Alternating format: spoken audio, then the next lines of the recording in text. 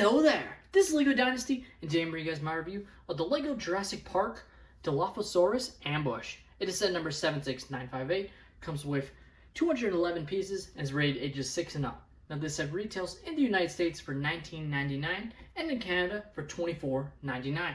Without further ado, let's kick off this review, starting with the box.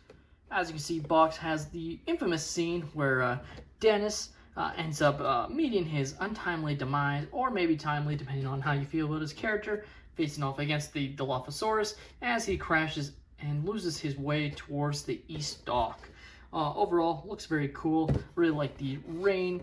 Really comes off quite well, showing that it is a storm in there, and shows some of the other parts of the set where you can sort of knock off the dock sign and some of the other features, such as having placing Denis inside the vehicle, and also his other double-sided face where you can have him covered in the acid that...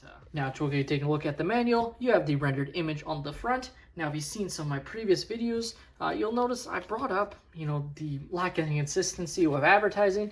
In this case, it does advertise the other Jurassic Park sets, so I don't know what it is. Maybe it's just, picking and choosing. Maybe it depends on the amount of other sets in the wave, but then there's the LEGO Star Wars Clone Trooper vs. Battle Droid Battle Pack, and that just shows the 2 January sets that it released with. So I don't know what the reasoning is for, having advertising in these, play sets, and, choosing when and where to include that or not. It comes off as very random, and in the end, doesn't really matter. It doesn't affect me, but it's just something I've noticed, and it's just kind of weird. It's kind of how I feel about it.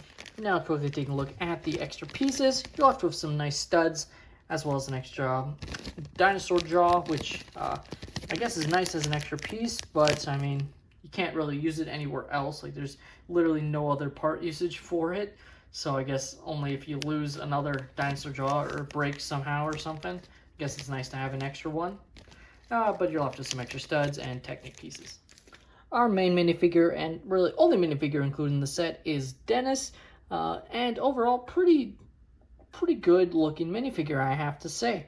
I love the printing on his torso. It kind of shows him having a little bit of a gut, which is obviously the case, and kind of looks pretty nice that they included that. Back has the hood with the raincoat. Kind of wish they included the actual hood piece on the side, but I guess it might have looked weird if you had it up, and then also had this printed on the back of his torso. But might have still been nice, since we do see him put his hood on when he goes out into the rain. You do have him sweating profusely as he's, stealing company secrets, basically, and trying to get rich doing it. Then you have this sort of acid that the Dilophosaurus sprays onto him that sort of affects him, blinds him, etc., and makes him easier to, eat, basically. Definitely nice that they include that double-sided face. Our next character, if you want to call it that is included, is the Dilophosaurus, and it is a very awesome dinosaur mold, really awesome. Now, of course, these molds don't really have much opposability, unfortunately, and this one is no different. Just meant to look really cool, and you can open up the mouth, basically. As you can see there, you have the nice teeth on the bottom there, ready to chomp on Denis. But that's it. Like, you can't move the arms, the legs, the tail, or anything. I guess you have some slight movement, as the back of the tail is a little bit more rubbery compared to this, which is more plastic over here. So no opposability there, but can place him on studs, as you can see here, which is pretty good. Taking a look at the Jurassic Park rover, I guess is what I'll call it. Looks pretty darn good, I have to say. Has some nice sticker detail with Jurassic Park there, and number 12 for, I'm guessing, Jeep number 12.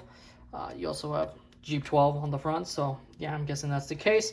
Same thing on the side here. You have it a little bit more clawed up, as that is where the Dilophosaurus enters his vehicle from. You can see definitely a pretty standard build, a little bit different than what a Speed Champions build would be, but not too far off in terms of the part usage for a Jeep. Now, like it shows, you can lift the roof off, which allows you to place your character inside. which we will do real quick. Just like that. Now, there's technically room, but not really any room for any character to sit next to Denis if you had other Jurassic Park characters. And that's kind of something I wish they would do a little bit more often, is making sure there was room for two characters. So if you wanted to, you know, have them sit next to each other, in this case, there really isn't that room, unfortunately. But you can see Denis through the windshield and the side windows. He looks pretty dark. Now the next little build is this dock piece, or, you know, I guess it's more of just a random sort of sign and little build for the sign to be on.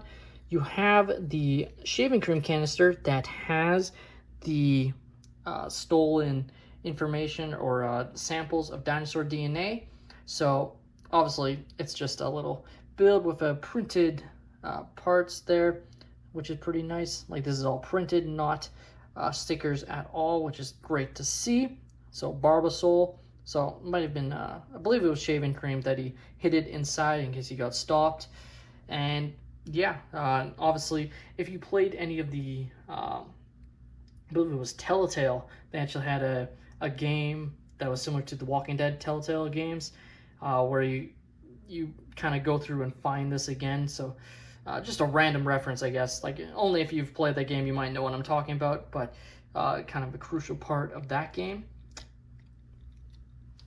And you have the sign, which can be knocked off. It shows it's just sitting on this, so easy to knock off, and you can just have it drop down there, as you can see, and you can spin it any direction you want to show that, you know, he is completely lost at that point, has no idea where to go.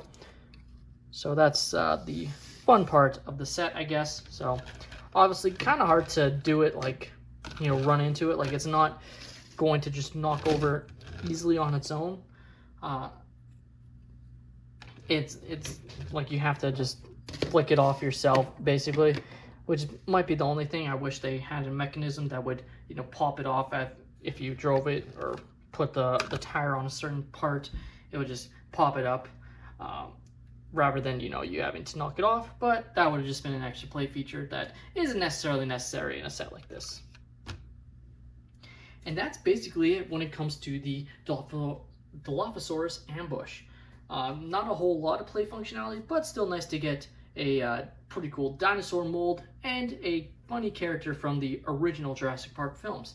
Let me know your guys' thoughts on this set in the comments down below. Have you guys picked up the set, or are you planning to? Are you guys fans of the original Jurassic Park movie and this particular scene? Let me know in the comments down below. Please leave a like and subscribe if you have enjoyed, and have a great day, everyone.